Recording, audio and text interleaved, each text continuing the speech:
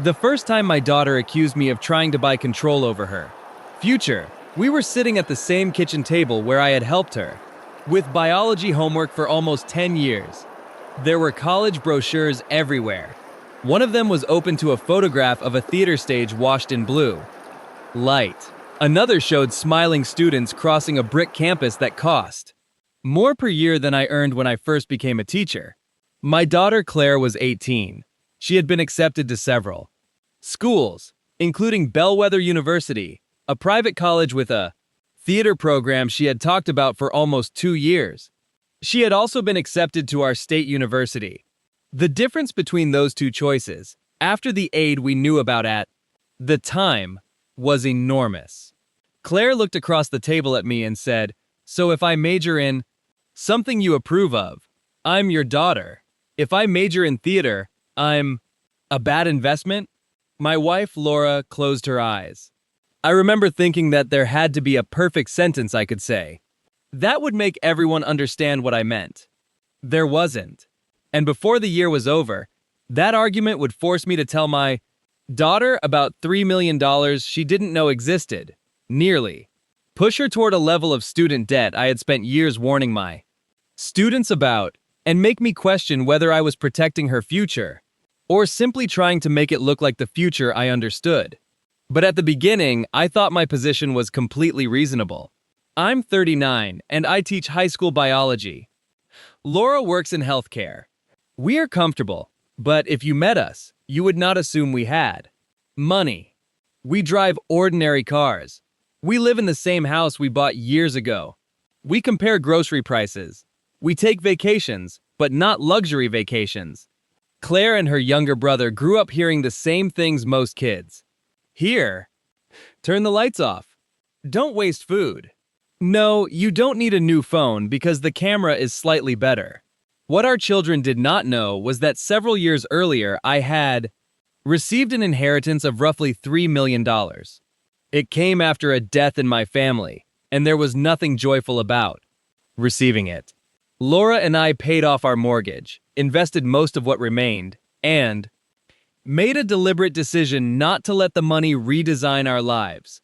We didn't want our children growing up calculating what they might someday receive. We also knew that $3 million sounds infinite until you start treating it like infinite money. So we lived mostly on our incomes and planned carefully. One of the things we had always planned to do was help our children with college. I had imagined that conversation for years. I just hadn't imagined theater. That sounds worse than I mean it. Claire had always been creative. When she was little, she turned cardboard boxes into stages. In middle school, she volunteered for every school play. By high school, theater was no longer just an activity she did because her friends were doing it. She loved it. She acted, but she also helped paint sets, worked props, learned basic lighting, and spent one summer helping with a children's theater camp. I went to everything. I was the dad carrying folding chairs, recording performances badly on my phone, and pretending I understood why Tech Week required my child to exist on granola bars and 4 hours of sleep. I was proud of her. But I had also spent nearly 2 decades watching teenagers make decisions about college before they understood what $40,000 of debt actually meant. Every spring, seniors came into my classroom talking about dream schools. Every fall, former students came back and told me what those dreams cost. Some were thriving. Some were 22 and already terrified of their loan payments. So when Claire started talking seriously about Bellwether, I did what I thought a responsible parent should do. I researched tuition, housing, fees, graduation rates, average salaries, career outcomes. We sat down together and looked at all of it. Bellwether had an excellent theater department. It also had an excellent price tag. Even after the initial merit scholarship Claire received, attending would cost tens of thousands more per year than our public university. I asked what she wanted to do after graduation. She said acting, maybe directing, maybe something in production. I asked what starting salaries looked like. She got annoyed. I asked how many graduates were working full-time in their field. She got more annoyed. Finally, she said, "You teach biology. Did you choose that because it had the highest salary?" No. Of course I hadn't. That question bothered me because it exposed a weakness in my argument. I didn't believe money was the only measure of a worthwhile career. I was a teacher. If I believed that, I had made a terrible career choice myself. What I believed was that there was a difference between choosing meaningful work and paying an enormous premium for a degree without understanding what came afterward. So I came up with what I thought was a compromise. If Claire chose a major with a reasonably clear path to stable employment, Laura and I would cover 100% of college.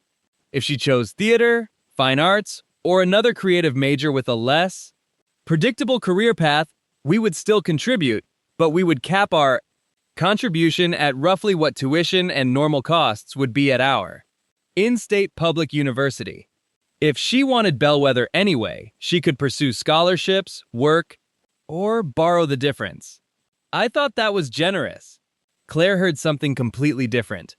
She heard, "Your dream is worth less to us." The first argument was bad. The second was worse. She asked why engineering would qualify but theater wouldn't.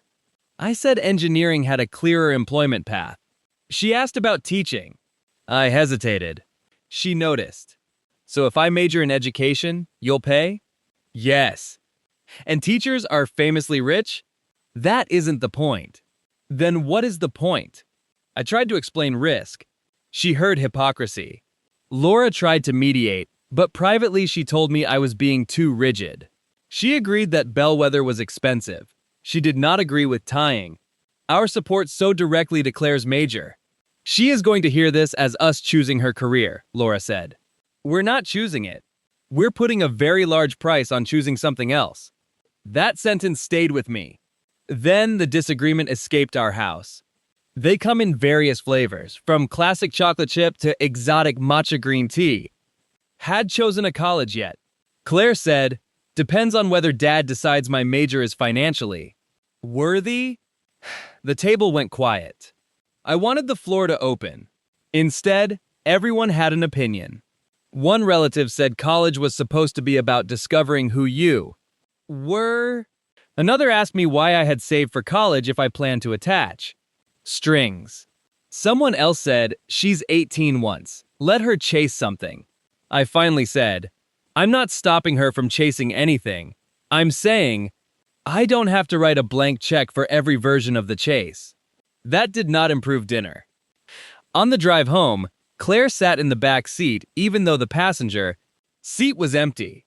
For several days, we barely talked. Then something happened that I did not expect. Claire stopped arguing. She started working. She emailed Bellwether's financial aid office. She applied for outside scholarships. She contacted 2 alumni from the theater department. She built a spreadsheet. One Saturday morning, she asked if I would look at it.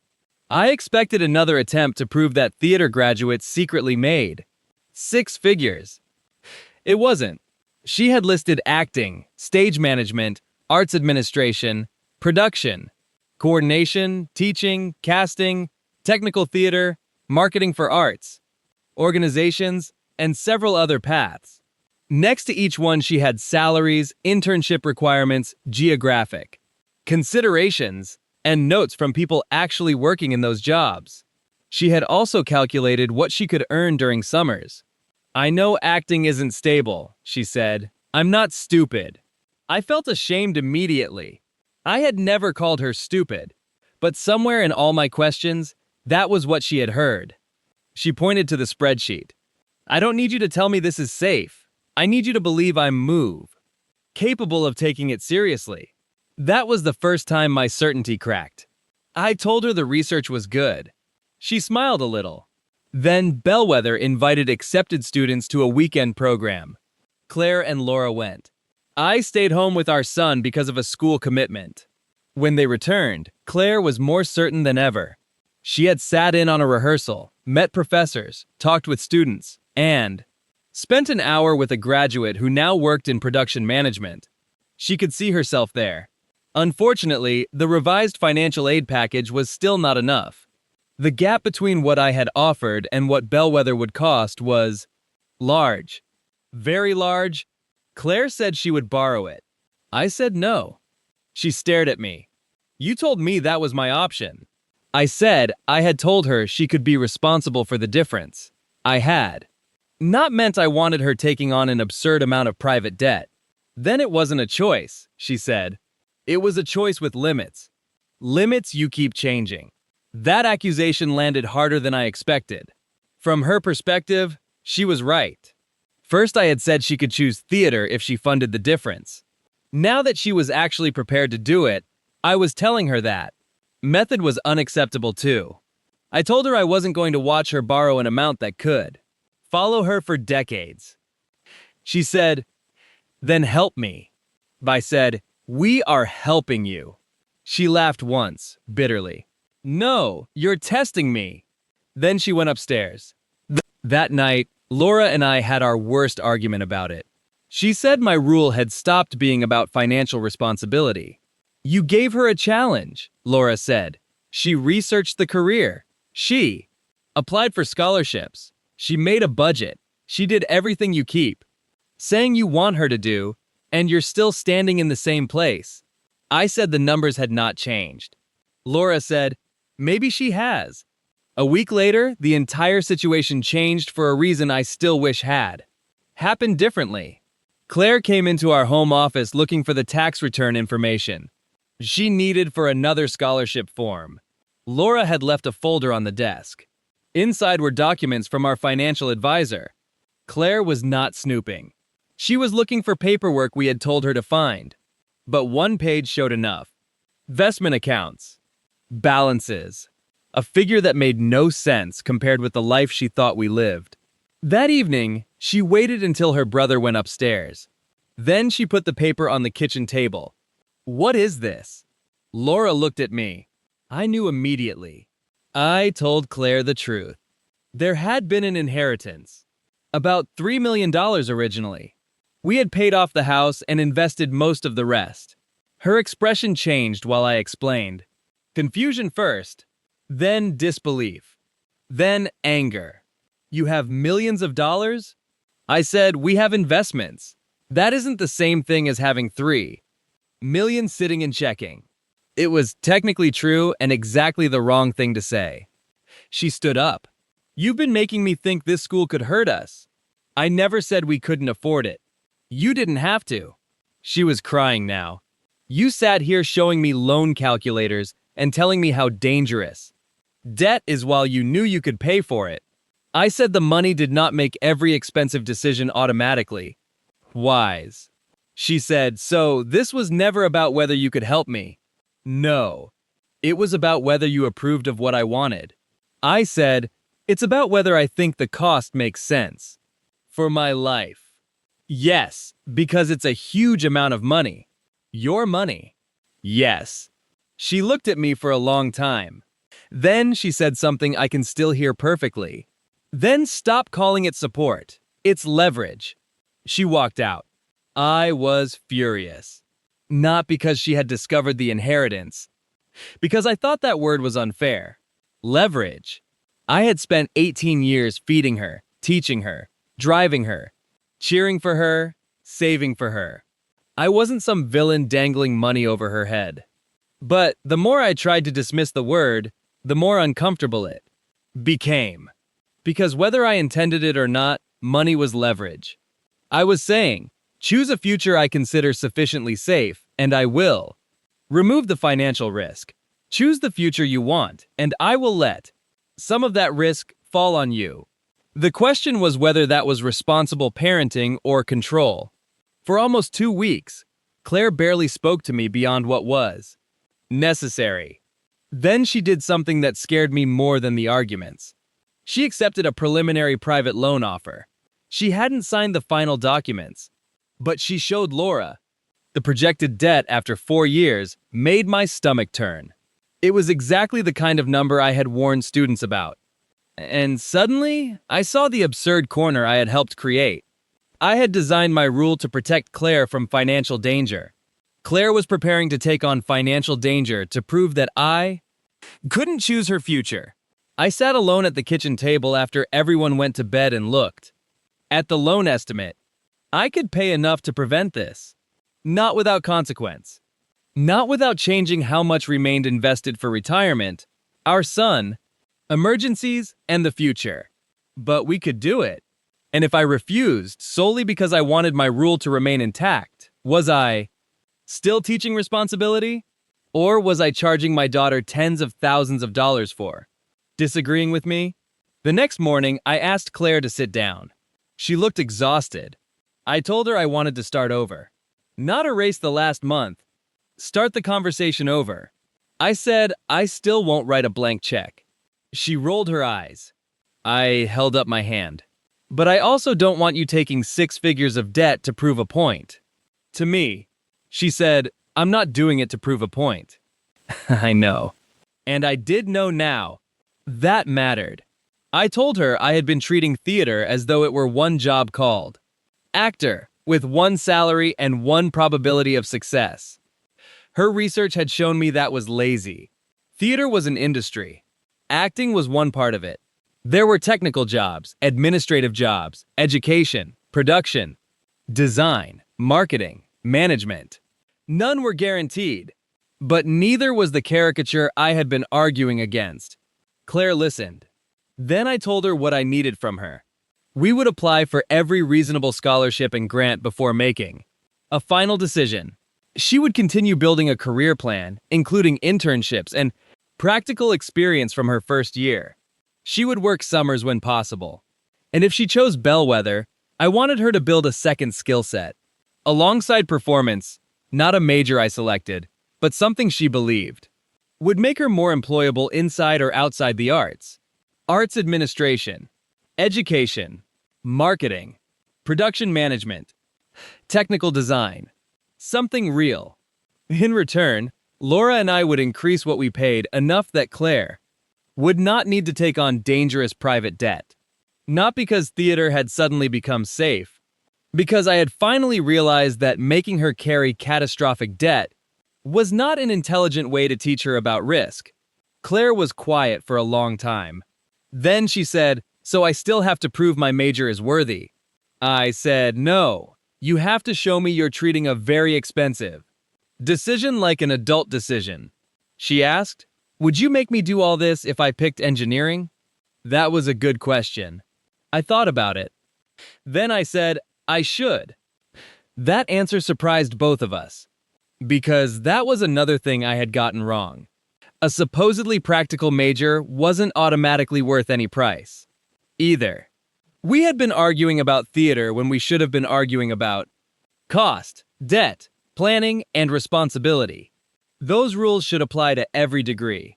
So, we changed the deal again. This time, not just for Claire. For both of our children. We set a maximum college budget based on what we could responsibly contribute, not on a list of approved majors. If a school costs substantially more, the student would need to show why. The additional cost mattered. Pursue aid aggressively and participate. In building a realistic plan. Creative major, engineering, business, biology, it didn't matter. That was a rule I could defend. Claire ultimately chose Bellwether. She received another smaller scholarship before the deadline, which helped. Laura and I paid far more than my original in-state cap. Claire took a modest federal student loan because she insisted on having some responsibility for the choice herself. I didn't love that. But by then, I had learned that compromise feels uncomfortable precisely because nobody gets to keep their original position untouched. The story could end there. It doesn't. About 9 months later, I drove to Bellwether to see Claire in her first major production. She did not have the lead. She didn't even have the role she had originally auditioned for. She had been rejected from 2 productions before getting into this one. A month earlier, she had called Laura crying and said everyone around her seemed more talented. Part of me had wanted to say, "This is what I was afraid of." Thank God I didn't. Instead, I asked what she was going to do. She said, "Get better." At the production, I arrived early and found Claire backstage wearing black clothes and a headset. I asked why she wasn't getting ready. She laughed. Her role was small enough that she had volunteered to help the stage management team before and after her scenes. She introduced me to a senior who had just accepted a job with an event production company, then to another student doing paid lighting work on weekends, then to a professor who told me Claire had become unusually interested in production coordination. After the show, we went for coffee. I told her she had been good. She said, "You have to say that. You're my dad." I told her I had also noticed how much she was learning outside acting. She smiled. "I told you theater wasn't just acting." I know. You didn't know. No, I didn't. That was difficult to admit and strangely relieving. Then Claire admitted something too. She said she finally understood why the cost had scared me. One of her classmates had borrowed heavily for the first year and was already considering transferring because the numbers were becoming impossible. Claire said, "I still think you were wrong." I laughed. "Fair. But I don't think you were trying to ruin my life anymore. That's progress." She smiled. Then she said, "You were still kind of a jerk about it." Also fair. On the drive home, I thought about how certain I had been the year before. I had believed my job was to protect my daughter from making an expensive mistake. Claire had believed my job was to believe in her. We had treated those ideas like opposites. They weren't. Believing in your child doesn't require pretending every dream is financially sensible. Protecting your child doesn't require choosing the dream for them. What they needed from me was not blind approval. It was honesty, perspective, and enough humility to recognize when my own fear had turned into a rule that made less sense the harder she worked to satisfy it. I still don't believe being able to afford something means you should automatically pay for it. I still don't believe parents owe their children an unlimited college budget. And if Claire had refused to research anything, refused to apply for aid, and expected us to fund 4 expensive years simply because she loved performing, I think my answer would still have been no. But that wasn't the daughter sitting across from me. She did the work. She took the risks seriously. She listened to the parts of my argument that were worth listening to, even while fighting the parts that weren't. Eventually, I had to do the same for her. The $3 million inheritance didn't make her dream automatically wise. It also didn't make my judgment automatically correct. Money gave me the ability to help. It didn't give me the right to design her future. I started that year believing the responsible thing was to fund the safest path. By the end of it, I understood my responsibility differently. My job wasn't to make sure Claire never took a risk. My job was to make sure she understood the risk, had a plan for surviving it, and knew that if she was willing to work seriously for the life she wanted, her parents would help her build it without pretending. We could build it for her. I still don't write blank checks. But I don't confuse the safest path with the wisest investment anymore, either. Sometimes the better investment is giving your kid enough room to prove that the dream you were afraid of is something they're willing to work for.